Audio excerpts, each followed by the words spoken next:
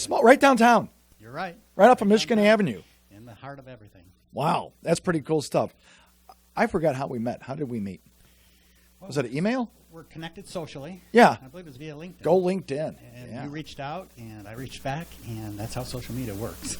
Wow, that was pretty cool. Now, we got a couple of friends. I've actually, when I was in the business, running SEO and SEM, national sales for homes.com, and I actually found a friend working over there with you, Kevin Rocio. Hi, Kevin. He works in your commercial division. Kevin's a great guy. Yeah. Absolutely fantastic. Kevin operates the commercial division out of a 212 East Ohio office. And how long have you been with At Properties? I've been with At. I joined At in 2015. I've Wow. been buying, selling property of my own for nearly 20 years. 20 years? Commercial, residential, digging in as a landlord and having some fun with it. It's always fun being a landlord. Not always. Not at all. You talked about the Michigan thing, and I think people should know At Properties is the sign, right? Or Absolutely. AT Properties. It is the sign. It is the sign. It's the sign. At Now, Properties our should be emails up. have to have the AT Properties. There you go. Because you can't have that double at symbol. Yeah, to go through it. So if you take a look at At Properties, a couple of people I've met with before, Thad Wong. Co-owner with Mike Golden. Mike Gold. And we were actually at the National Association of Realtors, or the CAR Association, Chicago Association of Realtors, where Thad got an award last year. I believe so. Yeah. Absolutely. And who Seems was to be a there? regular thing with Thad and Mike. Yeah. Well, John Nolden was there from Guaranteed Rate. A shout out to Victor Chardelli now that he's got his name up there on Guaranteed Rate Bank Stadium, at White Sox Field. Yeah. You go out there. Our friend Dan Mudd out there in the reverse mortgage division. But, today I think you have over 2,000 real estate agents and what we call brokers in Illinois. We do call them brokers here. Yeah. They have different titles in different states, but That's over right. 2,000. We span the area of Chicago, obviously. You're everywhere. We're everywhere, up into Milwaukee, down into Indiana, and over into the St. Joe Bend Harbor area of Michigan. Hey, and we always think St. Joe's in Michigan is like a suburb of Chicago because it's easy to get to.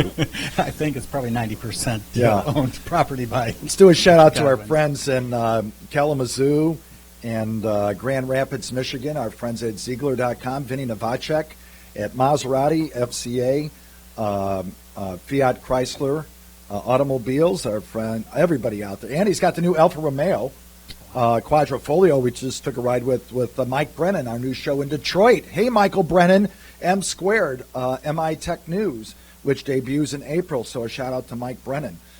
Today, people are wondering what's going on in the economy. It'll never change. I've been around this since God was a boy.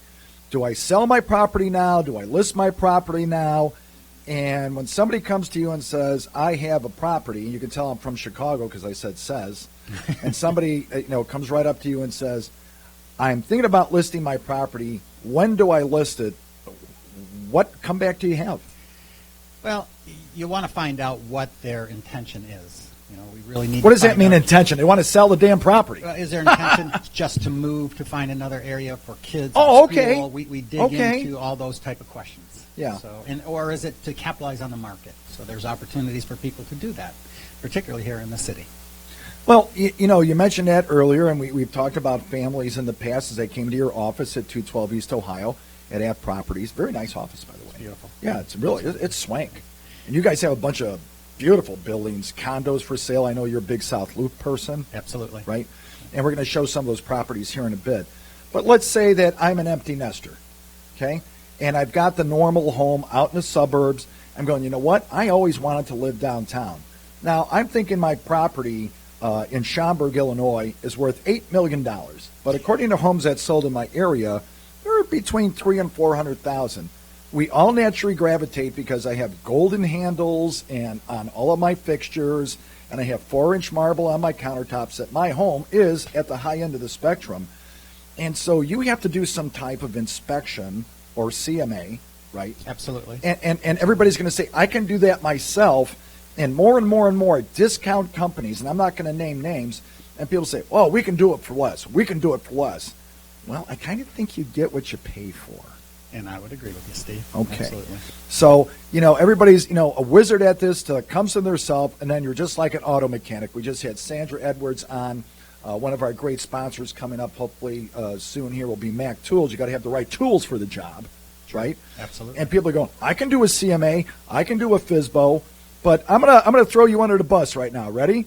I'm going to see if you know your stuff because I watch this stuff. Okay, go for it. According to the National Association of Realtors, or Gregg Hughes World, how many FSBOs start and then finally wind up listing with an agent? Any idea? I'll give you the answer if you don't have it. I'm going to guess around 30%. Yeah, it's actually over 81%. Really? Yeah, it's actually insane. Because everybody says my home is worth $87 million because the last home down the block, which was half as good as that, sold for 85, and it doesn't matter where the zeros are. Right. Right? It just doesn't. The market's going to dictate what that home's going to sell for. Yeah. Back in the day, and you were around back in the day, it used to be, well, the house sold for 300 and mine's going to sell for 310. That one sold for 310, my home's going to sell for 320. And it climbed up and crashed in 2008 like everything else. And then everything took back until almost this year to bring it back where it was almost 10 years ago. Absolutely. You're right. Yeah. You're right. And we're right back to square one. But now we see that the banks, and God love the banks. Hi, Jamie Dimon. How are you? And our friends who do a shout out to Mr. Sullivan at Fifth Third Bank. By the way, our new phone number is 847-503. Hello, 53.com. But, the banks come in and they do an appraisal. So it's going to say, I don't care if you want to sell your $500,000 home if it only appraises for $490 or less. Or less. Yeah, could be. Could be. Mm-hmm. We don't know.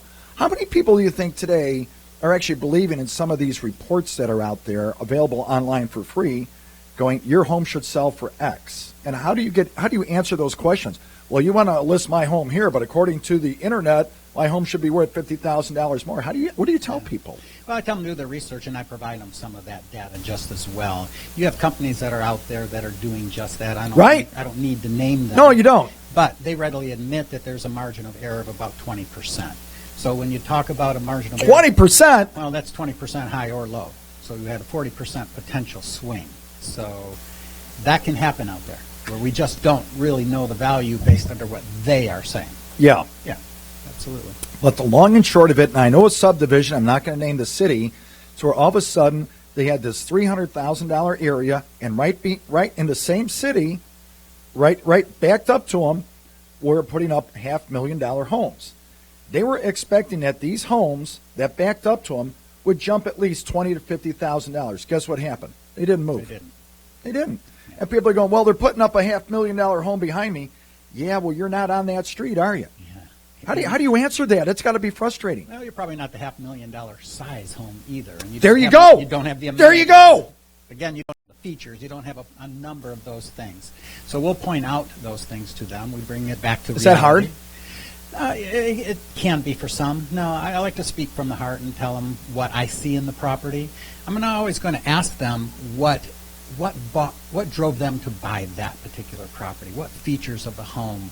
What did they like about it, and what do they like about the community? So I'm going to find out a lot about them and their reasons, and then now why they're selling. And we're going to work together on determining a listing price and so on. So. Now, and I know over the years, mentioning the top five, and you guys are part of the top five, people will say, well, my home is worth $500,000 to $1 million. I know that there are discounts given at certain price points, and that's just calling a shovel, if you will. And it's like, it's not hard to understand that discount, but yet I see other homes on TV selling for $25 million. They charge them a flat 6%. How do you distinguish that? Isn't that tough? Or is that the market for the area? It depends on, it's the market for the area. Okay. And every house and every client's going to be a little bit different. You want to understand what they need from you, and you want to tell them what you can do for them.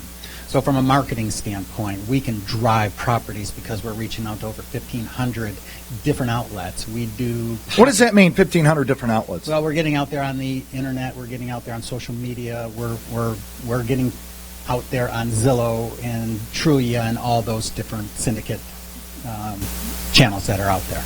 Well, we have friends at Realtor.com, at Zillow, Trulia, Homes.com, even Redfin. We're still not sure if Redfin is a real estate company or they're a portal. I mean, I think they're kind of both, and there's a lot out there. I'm kind of throwing them under the bus. It's kind of interesting. But what I really liked about your office is I saw real people in there, And I don't think people realize the amount of money that you spend, Gregg, when you put a condo up for sale for $500,000 or $1 million. You have this gorgeous brochure. Let me tell you something. We just bought some brochures. They're about $1 a page. We have a 20-page brochure. And you hand somebody a brochure, it's $40. Mm-hmm. And, not plus the time it makes to put it together and everything else. But when you're selling, tell us about one of your last listings and sales here. Well, we have amazing tools at that property. I like that property. Yeah, and that Properties was recently awarded the Innovator of the Year in the industry. Wow. And continue to grow in the technology area, and they provide us the proper tools. Our marketing information is absolutely phenomenal. Like you said, we have amazing brochures. The folders that we provide our clients are literally rubberized, so as we're walking out in the rain, we're walking into the snow, clients may drop it, it's going to be weatherproof. So we go to great lengths to make sure that we have amazing tools out there, for each one of us, the brokers themselves. I'm glad to hear you say that, because recently I had my eldest son, and a shout out to Stevie, Kyle, Jared, and my daughter Abigail in college. I call them Jacks. That's why I always say goodnight, Jacks. That's their initials. But, recently I had my eldest son go to buy a property in Washington, D.C., and he had a referral. And long story short, Dave Ramsey referral. Okay. And the way that I understand the story is that he comes in and says, okay, we're going to help you buy a property. You have 20% down. We'll get you a home tomorrow. And I think one of the things I remember best that I can is that he really wasn't looking, even though he could financially afford to buy or put a deposit on a home the next day, he felt like all of a sudden, well, you got to make a decision because I need the commission. And he actually called the person back and said, you know what, I know you're a referral, I know you're a friend, but I don't feel comfortable on buying a home tomorrow. Well, and the comeback was, well, then call me when you're ready. And that attitude for a young man who has served our country and did a full tour in Afghanistan was like, well, can you give me a little time to think about it? But yet some of these markets, like D.C., these markets are moving at light speed. Yeah. How do these people make those decisions? They're saying, okay, I'm starting to look, and yet real estate agents are saying, this thing's going to sell tomorrow. What do you tell that person? Well, we let them know up front what the market's doing in that given, excuse me, I'm sorry, Steve, in that given community. Yeah. So, for example, the Lakeview, the Lincoln Park area, there are properties that will come on the market immediately. And if they're coming on the market now, they'll probably be gone within the next 30 days, if not even prior to the MLS listing. But you're telling them all this up front. We are telling them up front. Right. And we are talking with them, we're consulting with them to figure out when they can make the move, when it's best for them. Okay. Personally, when you mentioned that little scenario, I'm never going to push a client to do something that benefits just me, or it's for my benefit. No, but I could feel it through the phone when he was telling me that all of a sudden, I'm like, well, let me tell you something. In the automobile business, there's always another car. And I'm kind of thinking, there's already another home like that. And you know what? There is. And sometimes it's even better than the first one. Oh, absolutely. One thing I tell my clients is there's going to be no perfect home for them. I think that's perfect. Yeah. Yeah. If they lose out on one, we learn from it, we move on, we keep looking. We will find something. Talking about talking cars, it's the same thing. Straight out of college, I was in the auto business. I sold cars. I remember. For 8 months. And the one thing I had my manager tell me is there's a rear end, there's a butt for every seat that is out there on that lot. And he's very right. Every car is going to sell. Every home is going to sell. Is it the right one for you is what we need to find out through these clients. Interesting you say that. I do work with a whole variety. I cast a broad net to my clients. I have a small group of broker associates that work with me, and I had a client recently that called me, a potential client. Okay. It was a referral. Sure. And that person said, looking for a high-end rental, right in the $2,500, $3,000 a month range.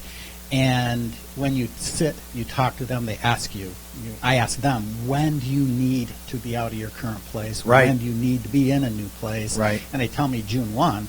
I'm telling them right off the bat, I'll set you up on an automatic drip campaign that can drive properties to your likeness and that fit your parameters.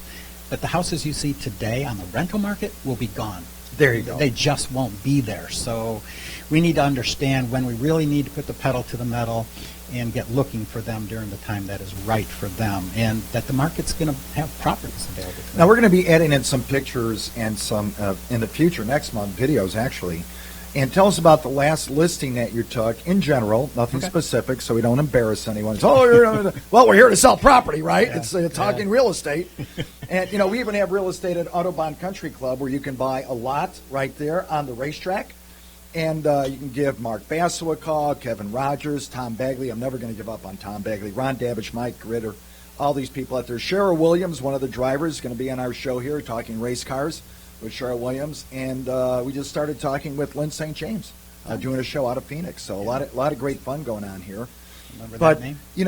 we're going to talk about one of your last listings, and maybe you can just tell us if it took 1 day, 30 days, or 3 years to list and sell it, and why. So just pick one. So we're going to throw you under the bus. No, not Time at for the all. bus. Boop, Not at all. boop. Time for the bus. So I'll give you a quick story on this. This is in a high-rise condominium, South Loop. The Booming area, by the way. the board of directors, the association had just changed their bylaws, and to minimize the potential for renters in that, they want to drive it to more. Insurance rates are less, and so on. So they made the change. I get a listing for a beautiful 2-bedroom property to market in this building, but I cannot sell it with parking because the owner has another unit and wants to keep that second spot for themselves. Oh, boy. Their 3-bedroom.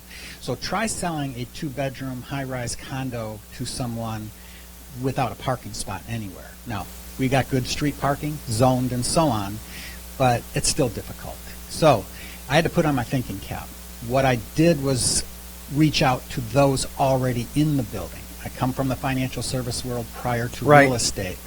So I convinced the gentleman to consider moving up from where he's currently at on the 8th floor to move up to the 16th floor to live in that. He's a decorator, and I knew that he wanted to have a new platform to redo a unit the way he wanted to, as opposed to the unit. So you're marketing right in the building. It's genius. So I was marketing right inside the building.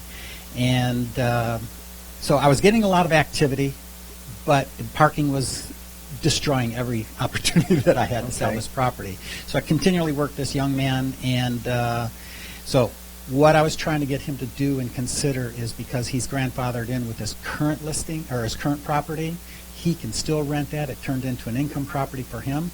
He bought that unit, now rents his unit out. He doesn't need parking because he utilizes it from the other unit. And so it's a win-win-win situation across the board. I'm following it. It was a little much, but what you're saying is like, you're just not what we used to call the three Ps. Put it on the MLS, put a for sale sign in the front yard, and start praying. That's the way it used to be back in the day. No, you got to do your Because you got homework. listers out there, and that's all I ever hear from the industry. I was in the industry, and it's just like, get listings, get listings, get listings. Listing's not any good if you're not marketing the darn thing, and you spend thousands of dollars, tens of thousands of dollars on advertising. And people go, I can do this myself. All right, folks, you're going to do it yourself. Let me tell you something. First, you're going to need these signs. They run $50 to $100. You're going to have to put about 5 or 10 of them out there. Then you have to join the MLS. That's $2,000 to $3,000 a year. Then you're going to have to go to all these many, get continuing education. I'm just going to put it in the front yard. Again, according to NAR, National Association of Realtors, over 80%. Look it up yourself, 2016. Eventually come back to listing with a real estate agent, just like Gregg Hughes at Properties. And, get out of it. You get what you pay for. How many people out there, including yourself, Gregg, make their own clothes? Probably none. Probably. Did you make that suit? I did not. Okay. I don't Wouldn't even think we try. made this sign. We had to send this out, and we got a lot of stuff here. Yeah. So when you finally get to that level, everybody's going to save money. Guess what happens? You're going to go and do it yourself, and you're going to spend morning, noon, and night tracking through people who are not qualified to buy your property. They just want to come inside and see your drapes. True. And they're one of your nosy neighbors, and they're going to send over a cousin to go inside and take a look at your decorating. Mm-hmm. And it's going to be like then every Sunday, if you do it right, or once a month, you're going to open your house to people you don't know. You're not screening them, who's qualified, who's not. You've got to go with a licensed real estate broker, and I'll say anywhere, not just Illinois, Right. because it makes sense. Next question you got to ask them, how long you been doing it? They could be new, but how many properties have you listed or sold? Now, how many has your company listed and sold? And a lot of these companies goes, well, we're a boutique. We only deal in $2 million properties, and they have 10 listings. So guess which properties they want you to buy? Obviously theirs.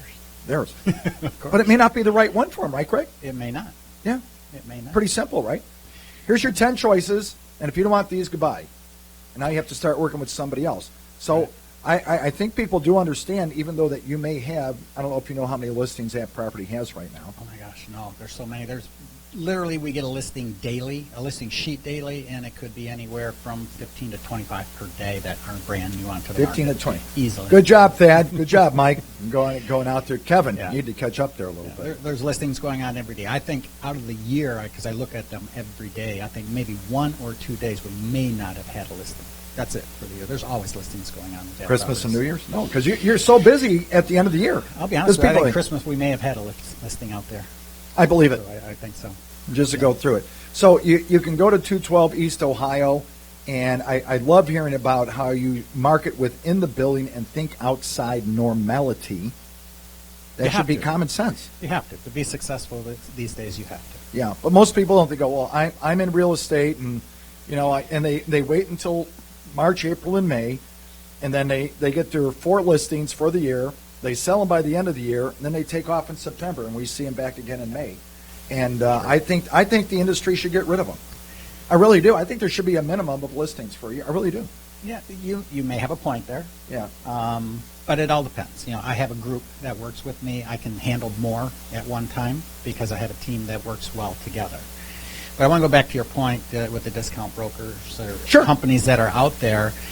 I'm not to disparage them, but you got to think about this situation. When you talk about me thinking outside the box, the last company that I worked with actually have a closing tomorrow where it was a discount company representing the sell side. I represent the buyer. I dealt with at least 7 or 8 people from that company. So they send a different person out to do the showings. They send each different showing that you may take people back. It's a different agent, different Okay. broker showing the property. So you tell me, how well do they know that building? How well do they know the association? How well do they know their client? And even that unit that they're in. That's difficult. Well, So you send. I agree with you. It's I a mean, difficult. you go out there, and we've had people now, that say, well, you know what, I listed it. Have a nice day, and just call the front desk to see it. They're not screening them. They don't care. Get the key. Go in. Take a look. You got digital lock boxes now, and people running through your home. It's like, wait a minute, this is a $300,000, a $500,000, $1 million home, and you just want people in and out of there, and some because they got the listing and they're going to get X amount of percent. Well, maybe they'll buy it. Well, I think you're an idiot. Okay, no. Let's get back to brass tacks, and I'm pretty firm about this. I'm saying that if you're not in it full time, and they should go back to mandatory desk time. And I mean this. I see too many of these people out there, and these discount brokerages went up. They went crazy. And they'll have 100 licenses, and they have a room about half this size with a desk, a chair, and a telephone, 100 people's names on the wall, and they all hope that they get one sale because they're making a part of it. Yet you have companies like At Properties who are also into property management, if I remember correctly. A little bit. Yeah, a little bit. Little bit. Little bit. Little bit. We do a lot of development work, so we are very involved in new projects, new development, high rises, things of that nature. Where we, as do you happen to know brokers- one of the new developments you're working on? Oh my gosh, there's the Legacy. I sold. You heard it first here, the Legacy, right here. Okay. I sold a penthouse unit in the Guild, which is at 16th and Wabash. Wow. So there's a number of those. Typically, we may have 15, 20 different developments going on. At So one time. I got to ask, what was the price on the penthouse? We're talking about a mid-rise, not a high-rise. Okay. It was right around $600,000. So let me tell you something. When you talk and say that word penthouse, Okay. my mind immediately goes $2 million, $5 million. And you got to think, you know what? I'm looking to live downtown, 16th and Wabash. Is that what you said? Yes. For $600,000? And how many square feet was it? This isn't a huge unit. It's only a 2-bedroom. The deck outside is what they really caught her Yeah, hello. eye. It's 350 square foot deck. I mean, There's Party That's Central 10 by out 30. on the deck and Yeah. entertainment. Partyville, So- Wrigleyville. Oh, it's not Wrigleyville, but it reminds me of Wrigleyville. But you're right, and I know folks who have penthouse property in high rises on the water and things like that. They would rarely start at all under $1 million. I'd say under $5 Yeah, million. Yeah. Most, if you're in the city, $4, $5, $6 million range. Yeah. Absolutely. So, I think that's important for people to know. So let me ask you, let's say that my son or daughter was looking to buy their first condo downtown. Do you talk to people looking for $200,000, $300,000, or they all got to be at $600,000? No, I don't have a limit whatsoever. I believe that every client, every customer is treated the same way and should be.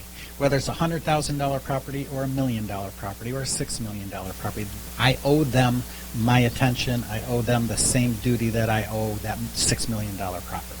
Wow. So I just accepted and went on a listing presentation yesterday. I'm going to be listing a property in Chatham for $180,000. So, and he asked over and over, "Are you sure this is okay? You sure you're okay selling a property this size? It's not necessarily in your wheelhouse." Well, all properties are in the wheelhouse. You know, we were just talking with Ray Schulseth from 0to60.com, our great sponsor here. Thanks, Ray. Joey Leone, Jacob Ellenwood, Ryan Ingram, all these great people who are out there doing our shows with us. And he said, you know what, in California, when somebody walks into an auto dealership, they all treat them like it's Academy Award night because you never know who you're talking to. Yeah. Yet, the question the statement you just said is so true in the Midwest. They're like, are you sure about this? It's a property. We're selling properties here, okay? Now, if it's burned out and abandoned, okay, and it's for sale for $2, well, put it for sale over there on Illinois State site and have a nice day with it. But if it's a property and you're a human being and you want to talk logically about it, now, if they wanted $8 million for it, maybe not. Right. But it sounds like it was appropriately priced for the neighborhood. They understand exactly where their price point is. There you go. And actually, I think I'm going to list it a little bit more than they expected. And I expect we will get that. Well, we're getting up here to the end of our show right now, and we want to make sure that we know how to get to your website, which is? www.atproperties.com/Gregg Hughes if you want to get to me direct. GreggHughes.com. How about an email for Gregg Hughes? Gregg Hughes, GreggHughes, @atproperties.com. atproperties.com. Absolutely. I do have my own search site at shopchicagoproperties.com, which I drive my clients to. ShopChicagoProperties.com. ShopChicagoProperties.com. I'm saying that right? Yeah. ShopChicagoProperties.com. See, and it's a plural. Shop Chicago Properties. Right? Correct, just like at properties. I want to Okay. make sure of that. Yeah. Okay, absolutely. ShopChicagoProperties.com. Yeah, and this allows them to set their own parameters. It's a beautiful search site that they can work on their own, look just like those other sites that they may pick up. I think this is a better one, and I would encourage anyone to give it a shot. And I drive all my customers to it. Okay, no pun there, Jacob Ellenwood or Ryan Ingram. Drive all my customers there. From Talking Cars, from Bob Rohrman to Fields, Chrysler, Jeep, Dodge, and Ram Trucks, Jim Moyer, Ryan Rohrman, Chase Rohrman, Marcin Adjikevich, Alex Syed. I mean, I'm going down all these names here. Joe Perillo, BMW, right down, friends of I ours. have one of Joe's cars. There you go, one of Joe's cars. Hey, Joe, I got a sale here. New Bugatti coming out right now. Our friends up at Ziegler in Grand Rapids, Michigan, Northville, Kalamazoo. We were just out at the Gilmore Museum. Shout out to Jay Ellis out there. Over 100,000 people went to the Gilmore Museum last year. I believe it. It's only 3 hours from here. I've been there. Holy smokes, Batman.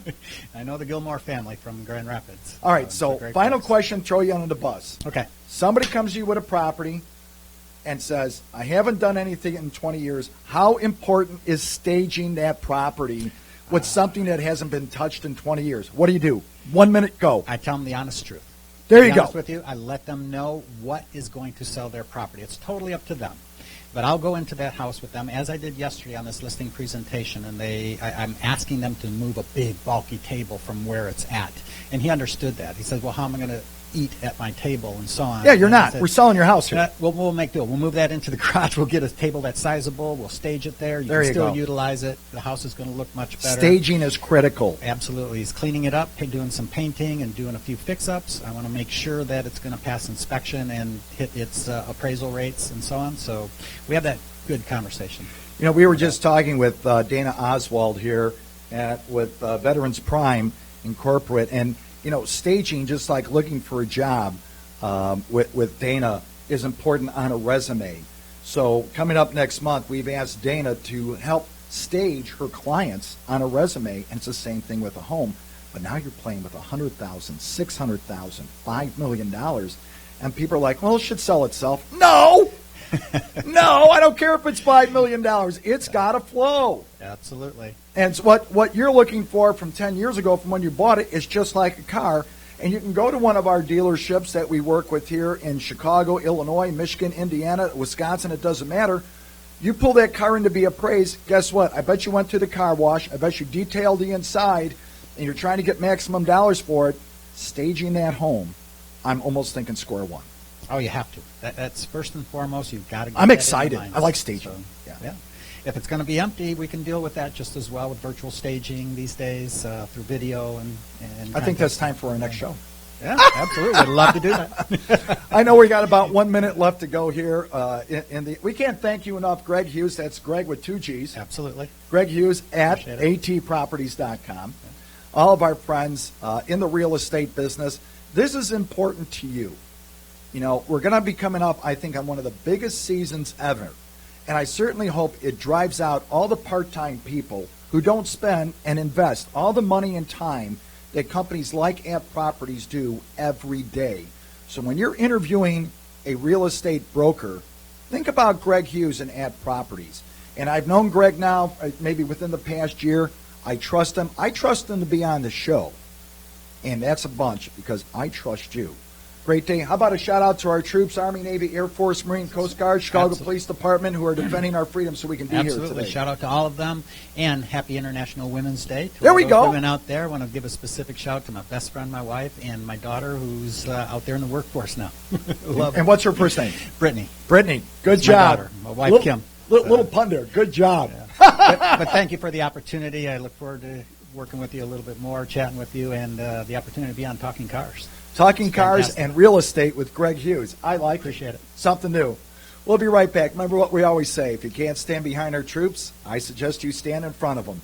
Thanks for joining us. Look us up 24/7. It's like Netflix for cars. Now Netflix for houses with Gregg Hughes at Properties. Thanks for joining us today.